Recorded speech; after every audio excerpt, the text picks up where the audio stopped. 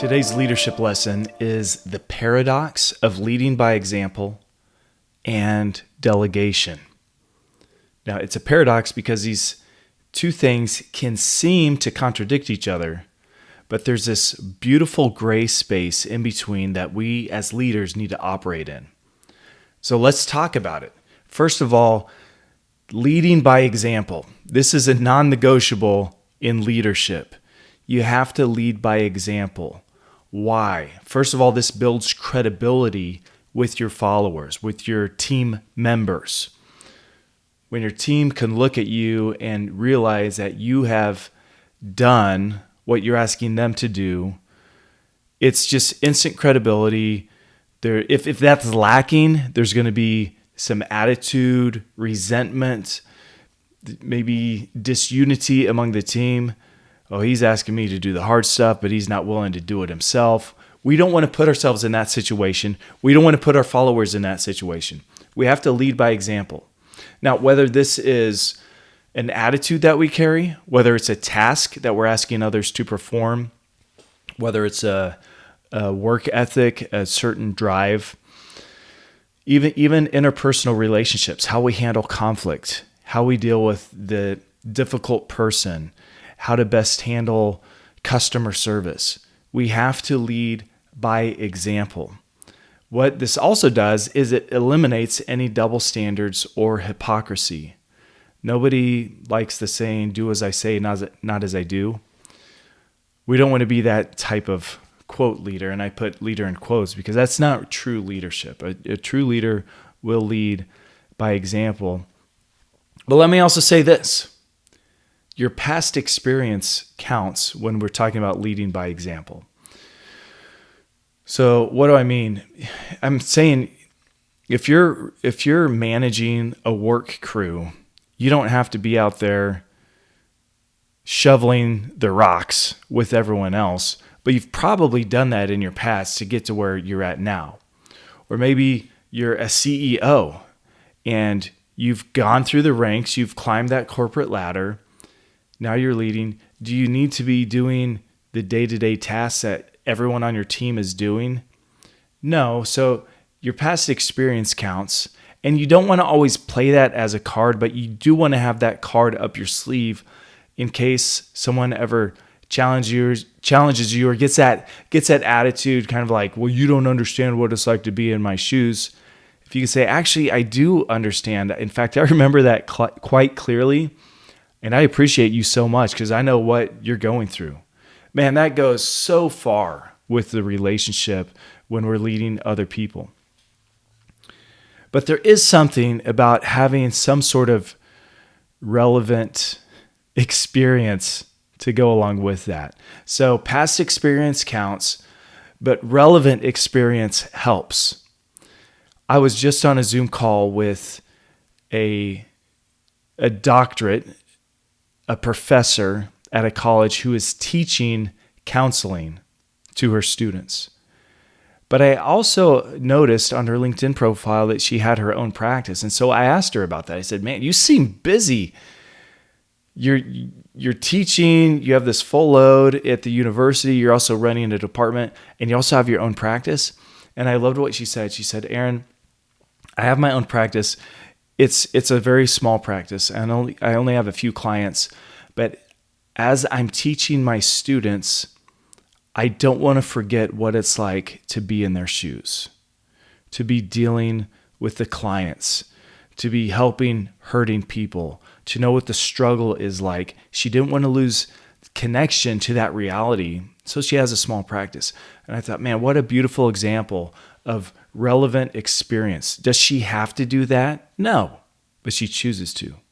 I have another friend who's a landscaper, and he started doing the grunt work. He started working for someone else. Eventually, he opened his own business, and he asked his guys to do a lot of work that he's not doing. He's out meeting with customers, dreaming big, taking a vision and making it into reality. He does a lot of the purchasing, a lot of managing, and he's not out there with a shovel every day. But some days he is. And that helps his team look at him when he's literally in the dirt with them, with a shovel that builds some of that rapport. Now, he can't afford to do that every day, but having those little relevant experience touch points goes so far in leading your team.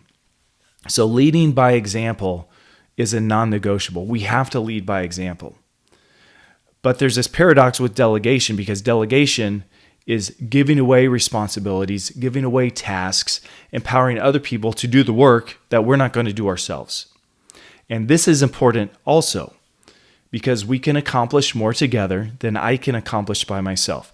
This is how big stuff gets done. And if you're a leader, you're getting paid not to do little things, but to do big things, to push the mission forward, to accomplish, to achieve the goal. And you have to do this with the team.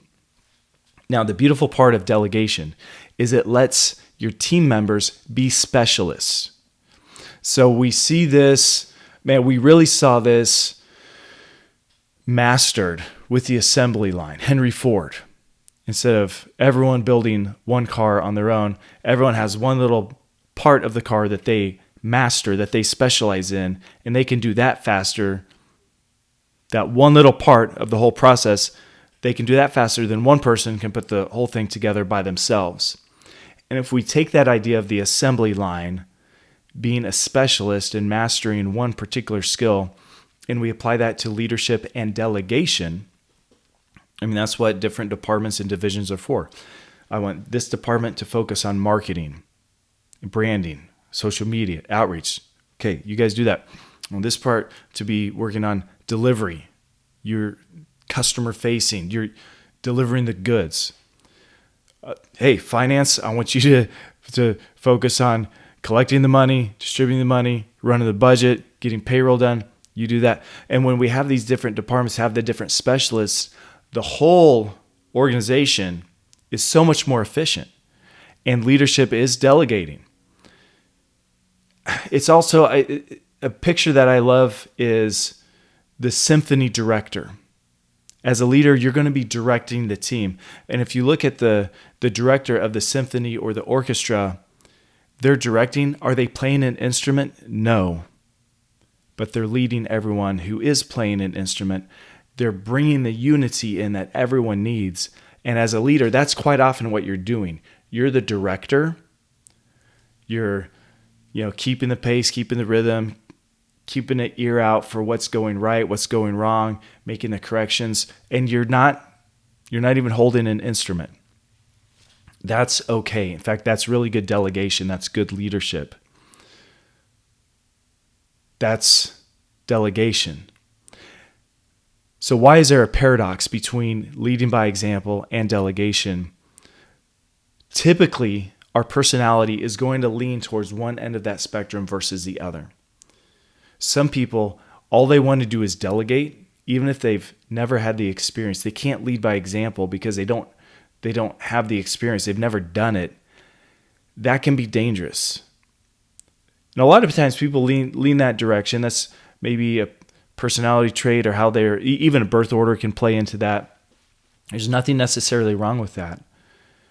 But that's where some resentment can be built. Other people lean towards leading by example.